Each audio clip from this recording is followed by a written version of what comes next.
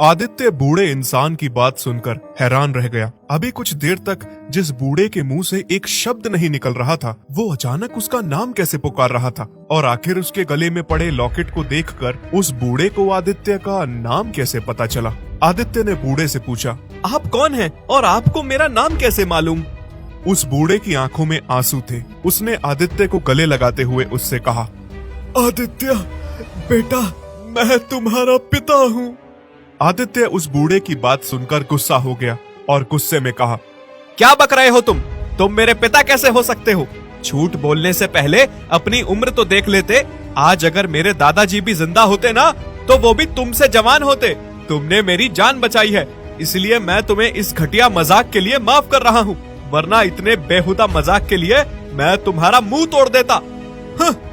ये कहते हुए आदित्य वहाँ से जाने लगता है। उस बूढ़े ने आदित्य को रोकना चाहा और आदित्य को आवाज देते हुए कहा, आदित्य बेटा, मेरी बात सुनो, मैं सच कह रहा हूँ, एक बार मेरी पूरी बात तो सुन लो। लेकिन आदित्य उस जगह एक पल नहीं ठहरना चाह रहा था, वो तेजी से जा रहा था। तभी उस बूढ़े ने कहा, आदित्य बेटा, तुम्हारी माँ का नाम शांति है और तुम्हारा एक पैर बचपन में टूट गया था। बूढ़े की इस बात ने आदित्य को रुकने पर मजबूर कर दिया। वो बूढ़ा पूरी जान लगाकर भागता हुआ आदित्य के पास पहुंचा और कहा, बेटा, मैं सच कह रहा हूँ, मैं तुम्हारा पिता ठाकुर अखंड नारायण हूँ। आदित्य अब पूरी तरह हैरान हो चुका था। उसने कहा, पिताजी, अगर आप हैं तो आपकी ये हालत कैसे हो गई और आप इतने बूढ़े कैसे हो गए? बेटा, ये सब उस शैतान सालका की आत्मा ने किया है। आदित्य ने परेशान होकर पूछा, पिताजी, ये सालका कौन है?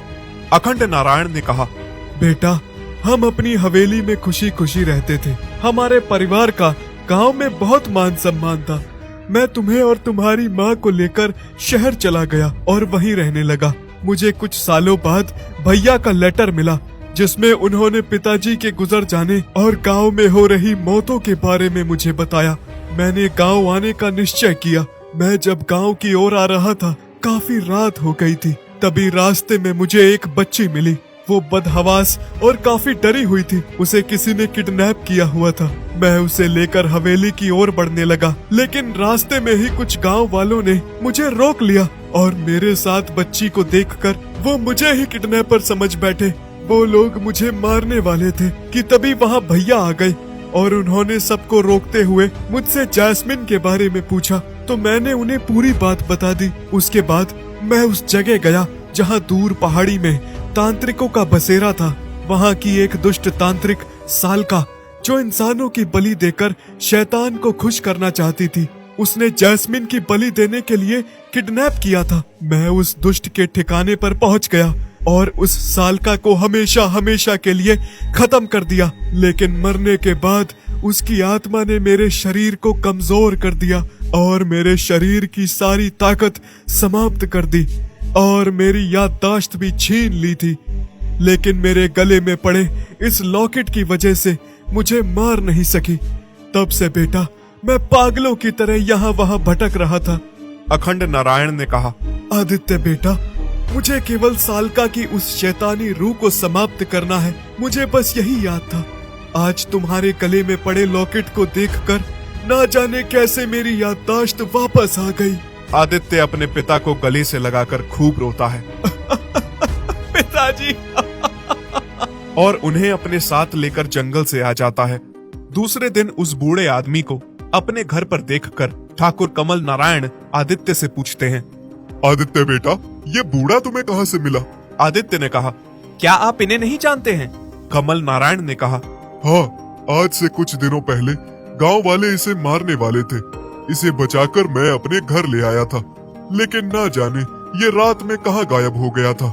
आदित्य ने कहा, ताऊ जी, कल रात इन्होंने मेरी जान बचाई थी, इसीलिए मैं कुछ दिनों के लिए अपने घर लेकर आ गया हूँ। उन दोनों के बीच बात हो ही रही थी कि तभी वहाँ जैस्मिन आ जाती है। जैस्मिन के शरीर में जलने की वजह से छाले पड़े हुए थे। उसे देखकर हैरानी भरे लहजे में आदित्य ने कहा, हैं? अरे जैस्मिन दीदी, ये आपको क्या हो गया? जैस्मिन ने गुस्से से देखते हुए आदित्य की बातों का कोई जवाब नहीं दिया। जैस्मिन की ये हालत देखकर आदित्य को यकीन हो गया था कि जैस्मिन के भीतर उस शैतान सालका की आत्मा है। आदित्य अखंड नारायण के पास गया और उसे जैस्मिन के संबंध में पूरी बात बताई और बाहर चला गया। दोपहर का सूरज जंगल की घनी छतरियों के बीच कहीं गुम होता जा रहा था। हवा में नमी और अदृश्य कीड़ों का शोर चारों ओर गूंज रहा था।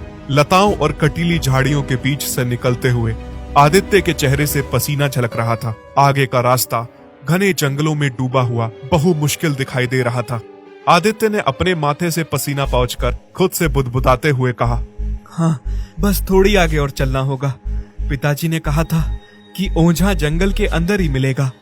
आदित्य अपने हाथों में एक घिसा हुआ नक्शा पकड़ता है। कभी कभी अपने रास्तों की दिशा जांच रहा था। घनी झाड़ियों में अचानक तेज हलचल हुई। आदित्य ठिठक गया, दिल जोरों से धड़कने लगा। वो धीरे धीरे अपने बैग में हाथ डालता है और टॉर्च निकाल कर देखता है, लेकिन वहाँ कोई नहीं था। आदित्य ने राहत की सांस ली थी कि तभी उसे आवाज आती है, आदित्य, तुम कहाँ जा रहे हो? मैं तुम्हारे पास ही हूँ। आदित्य ने पीछे मुड़कर देखा। उसके पीछे वही शैतान खड़ा था।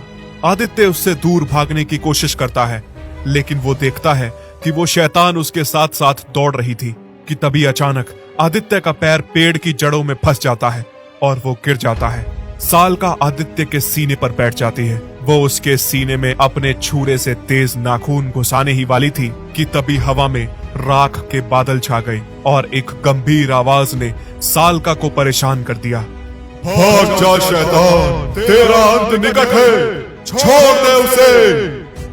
ये कहते हुए एक मोटा और भद्दा डरावने चेहरे वाला इंसान अपने थैले में राख निकालकर एक बार फिर उस शैतान के ऊपर फेंक देता है। वो शैतान बहुत ही अजीब सी चीख निकालते हुए वहां से गायब हो गई। आदित्य ने ओझा से कहा, बाबा, मैं आपको ही ढूंढ रहा था। प्लीज मेरी मदद करिए, मुझे इस शैतान से बचा लीजिए। उस ओझा ने आदित्य पर गुस्सा होते हुए कहा, चला जा यहाँ से। यह शैतान किसी के वश में आने वाली नहीं है। इसके पास एक ऐसी शक्ति है जो इसकी रक्षा कर रही है। जब तक उस शक्ति को समाप्त नहीं किया जाएगा, तब तक इसको समाप्त करना मुश्किल है। आदित्य ने कहा, बाबा, ऐसी कौन सी शक्ति है और उसे कैसे खत्म किया जा सकता है? उस ओझा ने कहा, इस शैतान ने तुम्हारे ही परिवार के एक सदस्य की आत्मा को कैद करके रखा हुआ है। जब तक उस आत्मा को इस शैतान की कैद से मुक्ति नहीं मिल जाएगी, तब तक इसे खत्म नहीं किया जा सकता है। आदित्य ने कहा, बाबा, आप तो सब कुछ जानते हैं। अब आप ही मेरी आखिरी उम्मीद है। आप हमारी मदद नहीं करेंगे तो कौन करेगा? उस ओझा ने कुछ देर विचार करने के बाद कहा, ठीक है, इस शैतान ने तुम्हारे परिवार के किसी सदस्य की आत्मा को कैद कर रखा है। तुम्हें सबसे पहले यह पता लगाना होगा कि उसने आत्मा को कैद कहाँ कर रखा है। उसी से इस शैतान को शक्ति मिल रही है। आदित्य ने कहा, लेकिन बाबा, हमें कैसे पता चलेगा कि उस शैतान ने आत्मा को कहाँ कैद कर रखा है? ओझा ने कहा, बेटा, कल अमावस की रात है। यह शैतान एक ना एक बार उस आत्मा के पास जरूर जाएगी। बस तुम्हें उसका पीछा करना है। अब वही अपनी मौत का रास्ता दिखाएगी। आदित्य को ओझा ने एक माला पहनाई और कहा, जब तक ये माला तुम्हारे गले में है, यह शैतान तुम्हारा कुछ नहीं बिगाड़ सकता। सालका ने ठाकुर परिवार के किस सदस्य की आत्मा को कैद कर रखा है? क्या आदित्य उस शैतान को खत्म कर पाएगा या फिर खुद किसी नई मुसीबत में फंस जाएगा? जानने के लिए कहानी का अगला भाग जरूर देखें। अगर आपको हमारी ये वीडियो अच्छी लगी तो प्लीज़ हमारे फेसबुक पेज को लाइक, शेयर, कमेंट और फॉलो ज़रूर करें।